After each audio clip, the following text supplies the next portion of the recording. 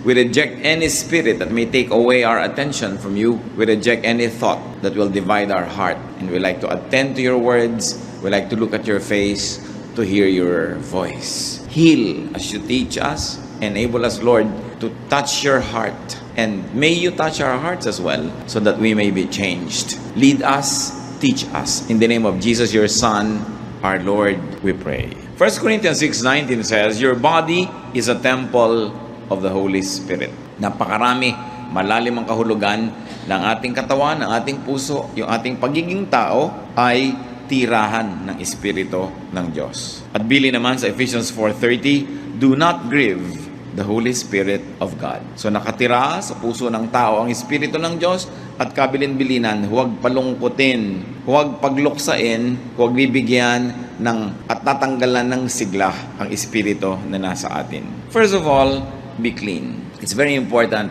to be clean. Lalo tayo mga Pilipino, mahilig talaga tayo sa hygienic practices. Kahit ano pa ang kalagayan mo, pag hindi ka nagsipilyo, parang you don't feel happy. So, ang mga empleyado, makikita mo after lunch break, kanya-kanyang sipilyohan sa mga lababo, sa mga banyo, kung saan-saan. Kahit konti na lang ng tubig, ipampapaligo yan. Ano? Kaya, mahalaga clean. But that's physical cleanliness.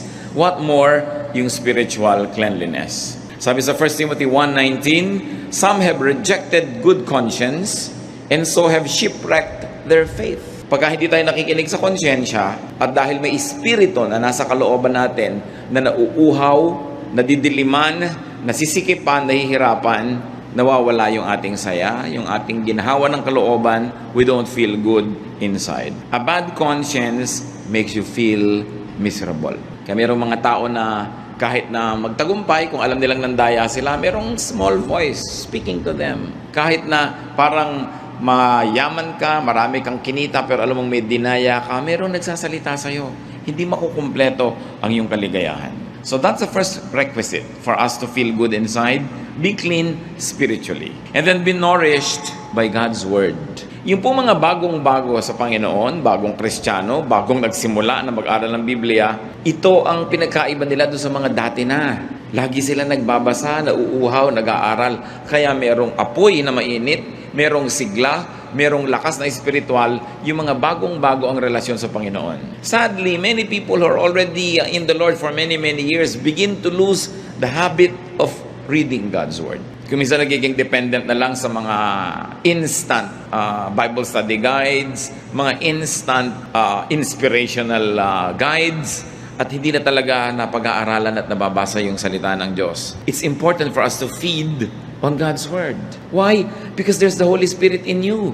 Kung yung katawan natin, pinapakain natin ng physical food, physical drink, yung spirit naman sa atin, kailangan pakainin mo ng God's Word. It's very important. Many people who begin to wonder why they have lost the initial joy of their relationship with God will find that most of the time what is neglected is Bible reading. Yung Bible reading na hindi nagmamadali, yung talagang naghahanap ng katuruan, ng mga utos na susundin, ng mga bagay na dapat tigilang gawin, mga bagay na dapat simulang gawin, at mga pangako na dapat ay angkinin. Psalm 119:105, your word is a lamp to my feet and a light for my path. You know that light gives comfort. A lamp gives you security. And very importantly, God's word detoxifies. Marami ng uso ngayon. Bismillah, uminom ka ng ganitong herb, uminom ka ng ganong gamot, gawin mo ito, gawin mo yan, para alisin yung mga lason sa iyong katawan. Para daw luminis ang ating dugo, luminis yung ating circulatory system, lahat-lahat ng yan. Pero ang talagang panglinis ng mga spiritual toxins ay yung salita ng Diyos. Daig talaga niyan kahit ano pang gamot ang maiisip mo. Kasi yan ang nagmumula sa puso ng Panginoon. It's not important just to read, but it's very important to meditate on God's words. Kaya dapat talaga ang taong mananatili yung joy sa kanyang puso, yung malalim na kaligayahan, nagbabudget siya ng oras, naglalagay talaga siya ng panahon para magbasa ng salita ng Diyos araw-araw. Kung yun man ay sa umagang-umaga, sa tanghali o sa gabi, kung ano yung hiyang sa inyo na panahon, pero kailangan ipinaglalaban yan. Ang mga taong tinatawag na nagbabackslide, ang kauna-unahan nilang makikita mong gawain sa pagbabackslide, yung hindi pagbabasa ng Biblia in a regular basis. Wala kang makikita na sasabihin mo, itong taong to, backslider or in a backslidden state, o nalayo sa Panginoon na patuloy na nagbabasa araw-araw. Parang hindi pa ako nakakita ng ganon. In fact, stopping reading God's Word and meditating on it every day is the beginning of backsliding. Paano po i-describe ang blessed man sa Psalm chapter 1 verse 2? His delight is in the law of the Lord, and on His law he meditates day and night. Siyempre yung ating mga Bible study leaders, mga preachers, may mga meditation yan later on for the consumption of everybody. Pero dapat meron kang personal meditation. Hindi mo lang iaasa sa teacher, sa preacher, yung pagkain, paglunok, pagdigest ng salita ng Diyos. Kailangan may kanya-kanya tayong ginagawang ganyan. Colossians 3:16, let the word of Christ dwell in you richly. Kasi sinasabi ng iba, kaya ka nagkaka-swine flu, kaya nagkakaroon ng iba't ibang flu, bumababa daw yung resistensya, bumababa yung immunity level mo. So, yung dati, dinadapuan ka ng sakit, umubo yung katabi mo, may dalang sakit, pero kung malakas ang katawan mo, hindi mo tatanggapin yung sakit na yun kasi nilalabanan ang katawan mo. At ganoon dapat yung espiritu natin. Lagi tayong may intake of God's Word para pag dumadating yung temptation, dumadating yung mga pagsubok, yung mga hirap, hindi ka nun naigugupo kasi may panglaban ka. It's very important na pinakikipaglaban po yung reading and being nourished by God's Word. Meditation gives perspective.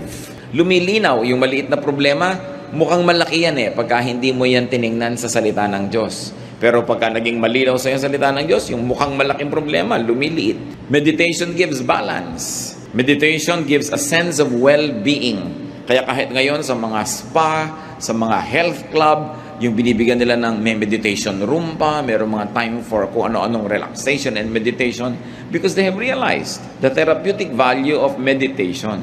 Ngayon, kung ginagamit mo yung Word of God, not just as therapy, kundi talagang pure food, medicine, lalong-lalo na. Another way, of course, to feel good inside, at ito naman, alam nating lahat, pero dapat na-review kasi madalas na neglect. Pray. Be prayerful. Ephesians 6:18, pray in the Spirit on all occasions, with all kinds of prayers and requests. At sabi sa 1 Thessalonians 5:17, pray continually. Kailangan tuloy-tuloy ang prayer. Why prayer soothes? Nakakapagpaluwag ng dibdib. Prayer empowers. Yung bago ka nagpe-pray, parang feeling mo, talunan ka na ng mundo, wala ka nang ilaban sa mga hirap, wala ka nang kapangyarihan, pero matapos mong mag-pray, when you say amen, you will feel the resurgence of power and energy. Because prayer plugs you into God. Kung yung ating mga instrumento, mga gamit na dekuryente, pag isinaksak mo sa plug, pumapasok yung kuryente, umaandar yung electric fan, umiinit yung plancha, tayo sa prayer, doon tayo napaplug in sa power ng Diyos. At yung kanyang kapangyarihan mula sa langit, pumapasok sa ating espiritu, nakikiisa sa atin. Prayer transports. Kahit ikaw ay nasa isang place of misery, when you close your eyes and pray, and your spirit is with God, you suddenly find yourself to be in a garden that's quiet, or by a poolside, or in a refreshing greenery, because prayer transports. Prayer allows us to transcend physical limitations. Prayer, naturally, of course, transforms. Dapat ang tao, pag ganito yung kalagayan niya, tas nag-pray siya, pag dilat ng mata niya, pag sabi niya ng amen, hindi na ganun yung kalagayan niya, naiba na siya. Yun ang powerful prayer. Galit na galit ka kanina, nag-pray ka, kahit sandali, pinag-pray mo na alisin ng Diyos ang iyong galit, matuto kang magpatawad, matuto kang magtiis. Pag dilat ng mata mo, dapat hindi ka na kasing ganun kagalit. Kasi talagang ang tunay na panalangin, nagpapabago. Talagang maiiba yung pati physical makeup mo. According to researches, yung mga matataas ang presyon, magpe-pray sila, magme-meditate. Pagkatapos ng ilang minuto, kukuhanan uli ng blood pressure, bumababa, nare-relax. Makapangyarihan ng panalangin. Hindi natin kayang maunawaan, so magdasal na lang tayo. Hindi na aarok ng siyensya hanggang ngayon yung hiwaga ng panalangin. Pero ang nananalangin mismo ang nakakaalam nun. Kaya magtataka kayo mga iba. Mananampalataya, may daladalang Biblia, sinasabi Kristiyano sila, pero warrior. Laging nagwo-worry. Pero ang kasabihan nga, why worry when you can pray?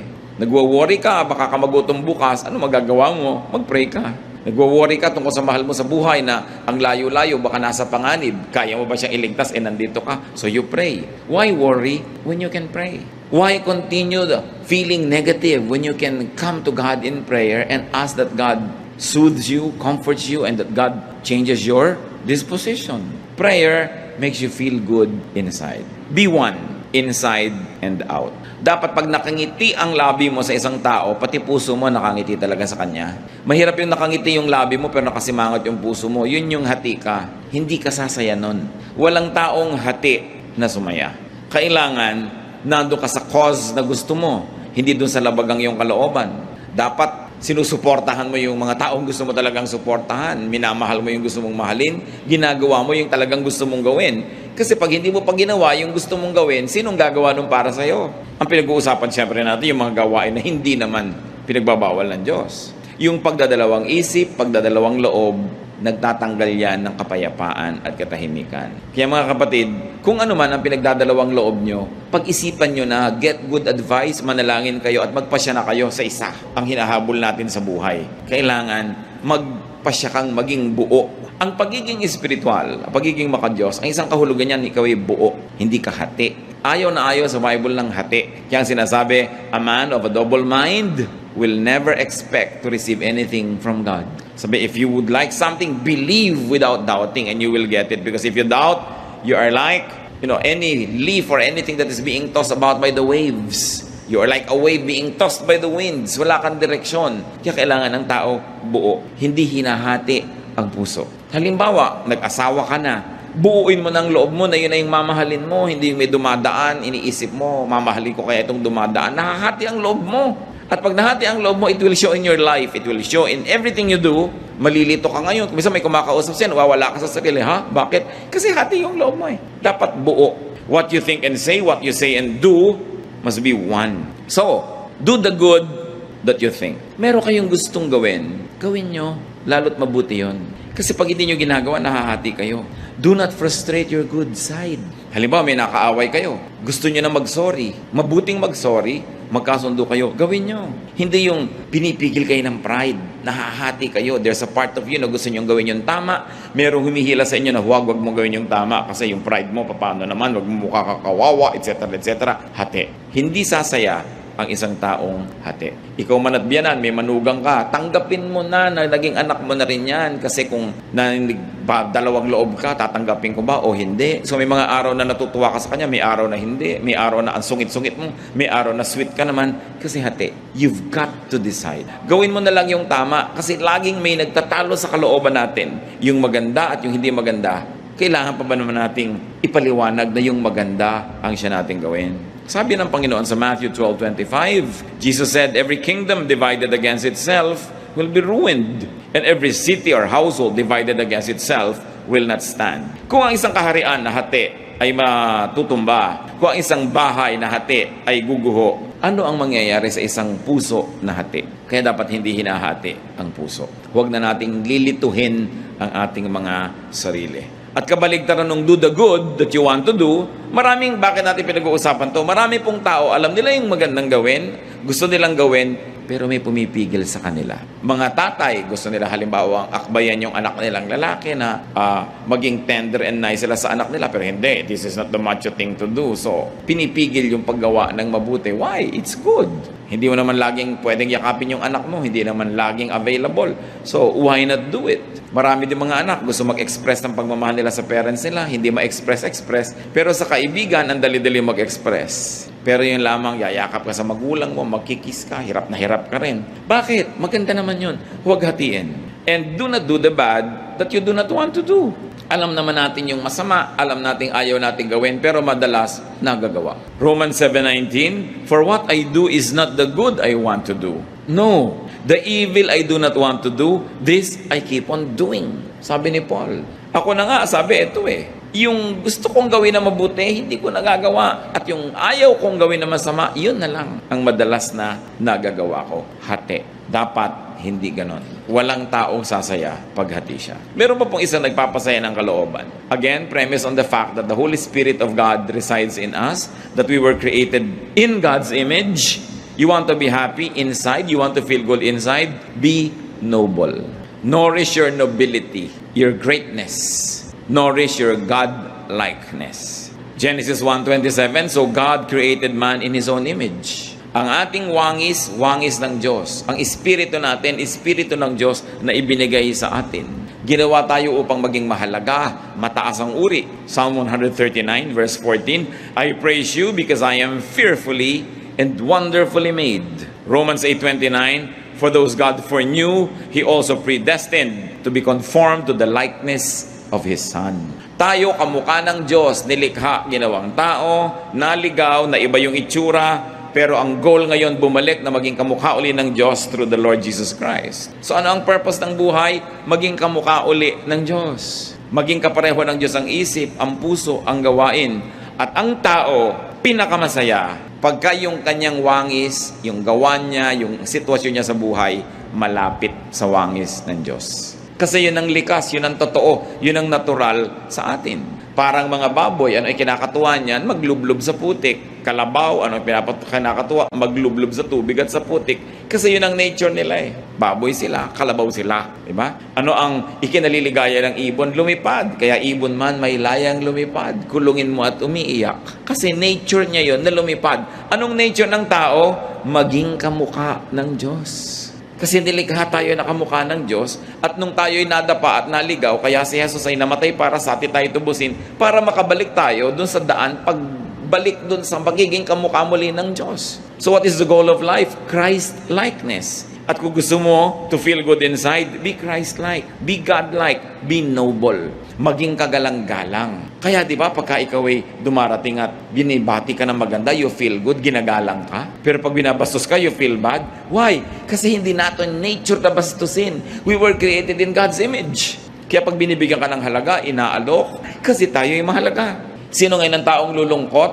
Yung hindi niya pinahahalagahan ng sarili. Yung pinapayagan niya na maging siya ay basahan dyan, binabastos-bastos, binabaliwala. Walang taong sumasaya na ganun kasi hindi yun ang ating likas. What then should we do? No? How do we become noble and nobler and nobler?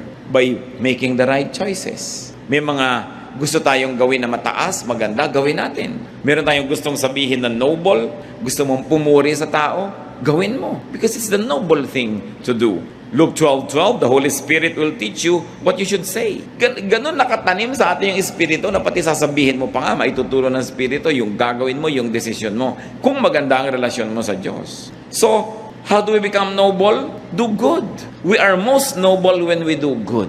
We are least noble when we do things that are bad. Kaya nakikita nyo yung mga nahuhuli sa akto na gumagawa ng mali. Pinagmamalaki ba nila yun? No. Kasi hindi yun ang gusto natin na malaman ng tao tungkol sa atin. Kasi hindi tayo talaga ganun. Dapat maging mabuti at maging mabait. Because that is what is noble. Yung mabuti, inclination yon. This is the nature of the heart, mabuti. Yung mabait is kabutihan in action, nagiging kabaitan. So mabait ka, mabuti ka. Mayroong mga taong mabuti pero hindi mabait. Mabuti sila, hindi sila gumagawa ng masama. May intensyon silang gumawa ng mabuti pero wala namang aksyon. Kailangan may aksyon. Yun ang kabaitan.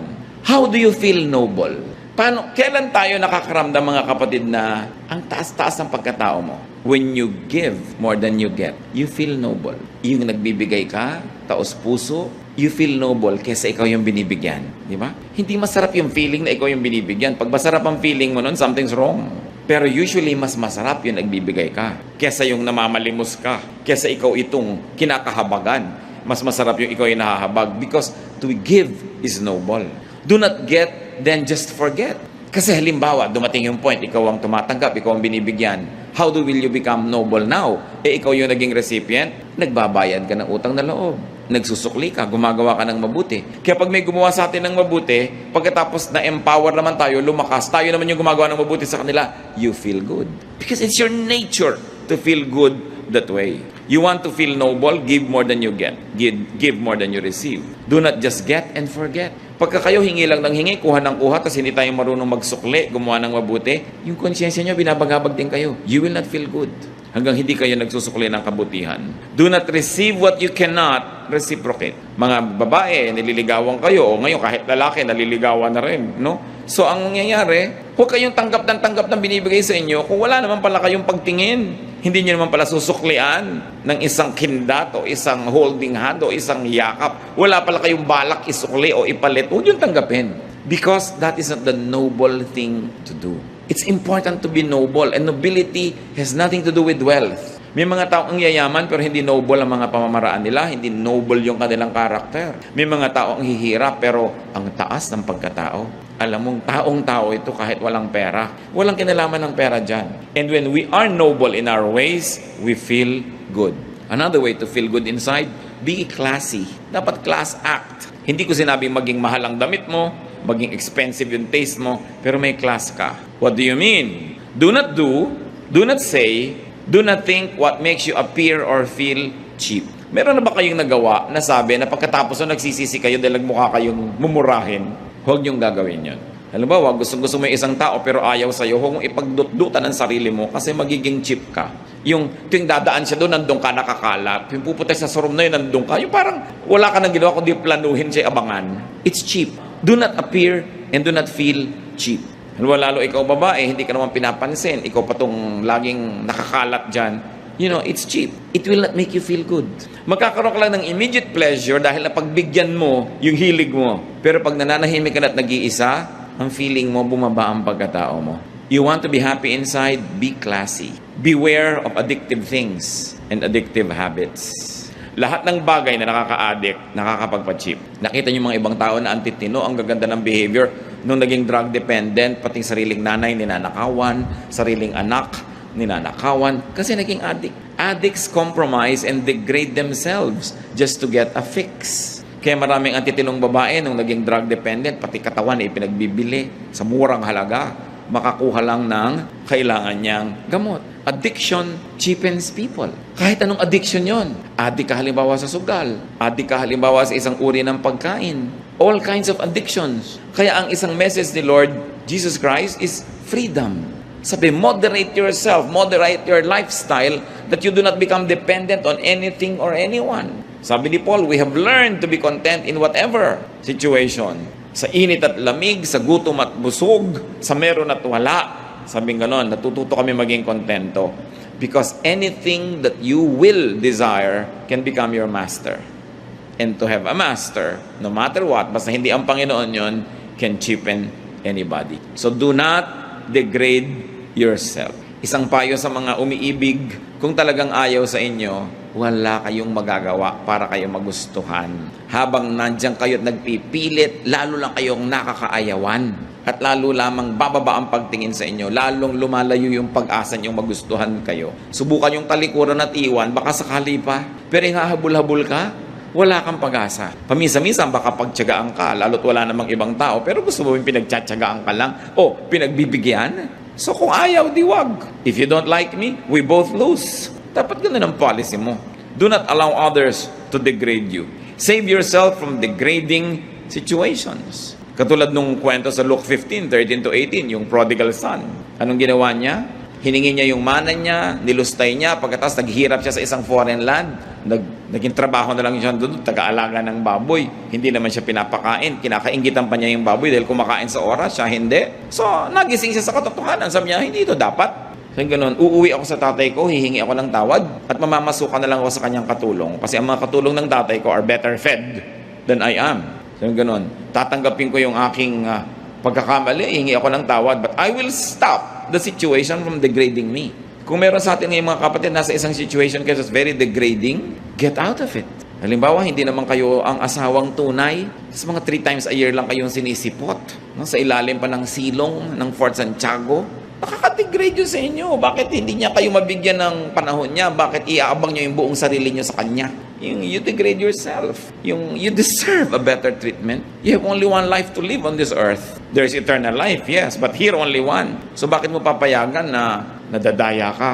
Yung hahabol-habol ka sa hindi naman pwedeng managot sa'yo. Kinocommit mo yung sarili mo sa hindi naman nagko-commit sa'yo. That's not the way to deal with yourself. You know why not? Because you are fearfully and wonderfully made. You are the temple of the Holy Spirit. God's Spirit dwells in you So huwag nating kaladkarin sa pagiging mumurahin. Kailangan pinapahalagahan natin ang ating sarili. Nandun na tayo, paminsan-minsan nagkakalimot tayo, nagkakamali, nabubulag ng damdamin, pero dapat hindi nagtatagal. Alam mo, dapat yung ginagawa mo, walang kakauwian. Kung nakikipag-business partnership ka sa isang paraan na talagang yung pagkatao mo, yung paniniwala mo, prinsipyo mo, nilululun mo na dahil hindi mo talaga masikmura, get out of it. You are in a relationship that doesn't have any respect for your personhood and your dignity, get out of it. God has something better for you. Kung minsan nadadaya tayo na yun na lang ang pag-asa natin, akala ng iba, ito na lang magmamahal sa akin, wala nang iba, so hindi baling ginaganito na ako. Hindi yung totoo.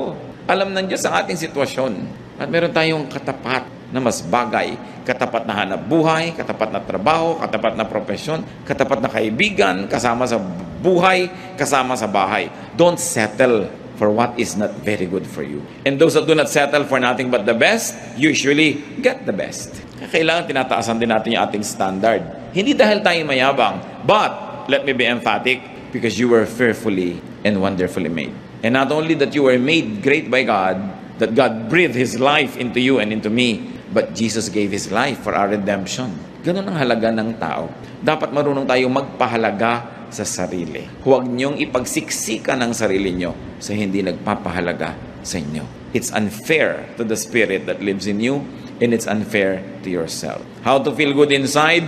Do not go for desires that compromise your dignity and inner worth. Kasama na dyan yung mga physical desires and emotion. As you can see, related lahat ang pinag-uusapan natin. Titus 2:12, the grace of God teaches us to say no to ungodliness and worldly passions, and to live self-controlled, upright, and godly lives in this present age. Ang tanong, what desires, what feelings make you cheap? Dapat natin identify yon. Kita nyo si Joseph. He was very young, very handsome. He became a worker in a household in Egypt. At yung misis doon sa bahay na yun, nagkagusto sa kanya. Lagi kasing wala si mister.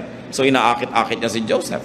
Genesis 39, 6-8. Now Joseph was well built and handsome. And after a while, his master's wife took notice of Joseph and said, "Come to bed with me." But he refused. Kita ninyo, si Mrs. Potiphar was refused by a slave boy. So why put yourself in a situation where you can be refused? So in a manner of speaking, because of her desire, she cheapened herself. But of course, Joseph being a man must have also the desire. But mas pinahalagahan niya yung dignity niya. Tsaka yung relasyon niya sa Diyos. Sabi niya, how can I do this and sin against God? So hindi niya pinatulan itong nang-aakit sa kanya. Sa Luke 4:3-8, ganyan din ang nangyari sa Panginoon. Inaakit ni Satanas na sumamba sa kanya. Bibigay ko to sa'yo, bibigay ko to sa'yo, bibigay ko to sa'yo. Sabi ni Lord, get behind me, leave me. God says that I should not. To paraphrase what happened. So, kung ikaw naalok ng isang bagay na gusto mo at hindi mo na isip-isip na sa paghahangad mo sa bagay na yon, bababa ang kalagayan mo, madadaya ka nga.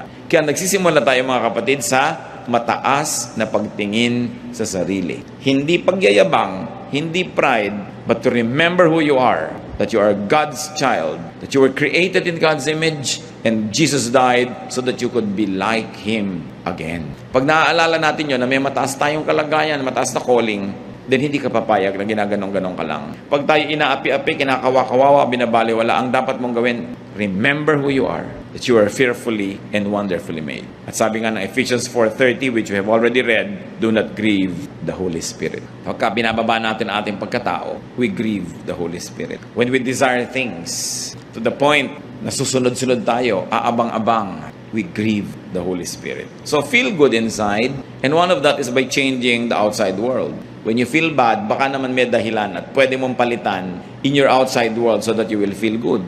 Maybe you should clean your environment, go out and take a walk, change the situation, and it might make you feel good inside. But yung mas permanente, hindi dependent sa mga bagay na nasa labas, feel good inside by being good inside. When you are good, you will feel good. Kahit hindi ka ma-appreciate, hindi ka mabayaran, hindi ka mapuri, pero mabuti ang iyong puso, gusto mong bigyan ng kaluguran ng Diyos, no matter what happens, you will feel good. Feel good inside by doing good. Napakalaki ng ligayang binibigay sa tao ng paggawa ng mabuti. Himalayan, hindi maipaliwanag, pero may nagawa kang mabuti, you will feel good. Feel good inside by nourishing your good side, not your bad side. Meron tayong good side, may bad side. But if you notice the good side, you will feel good. If you notice the bad side, you will feel bad. Kahit pa nga naging matagumpay yung bad side mo, but there's still this voice that will continue to make us feel bad. Mag-isip-isip tayo. Ama naming Diyos, nais naming ilapit sa inyo aming mga puso. Nagpapasalamat po kami sa bawat isa rito who feels good, who generally feels good. Pero inaalala rin namin, Lord, yung bawat isa na maaaring hindi ganun ang kalagayan. Mas madalas malungkot, mas madalas matamlay, mas madalas merong nararamdamang hindi masarap, hindi maganda, na hindi maipaliwanag. Sa sandaling ito, Panginoon, sa mga pinag-usapan namin, ipakita mo doon sa mga generally not feeling good inside, kung ano ang posibleng dahilan. Ipakita mo sa amin kung ano ang mga ginagawa namin, Panginoon, na nagiging dahilan din kung bakit yung pakiramdam namin ay hindi masaya, hindi magaan, hindi nakakaluwalhati sa iyo. We are very thankful for each one who feels good, but for each one who doesn't, we pray that your wisdom will prevail, that you will teach us to identify the root causes of these ill feelings so that they may be uprooted and we will have a change of heart and our lives will be peaceful, lovely, and enjoyable. Magbulay-bulay tayo mga kapatid. Kung meron tayong mga ginagawa, iniisip, pamamaraan, lifestyle that contributes to not feeling good. At ipagpasalamat din natin sa Panginoon yung mga tama nating ginagawa. Sa mga 7 natin pinag-usapan, surely we will be able to identify things that make us feel good and the opposite that makes us feel bad.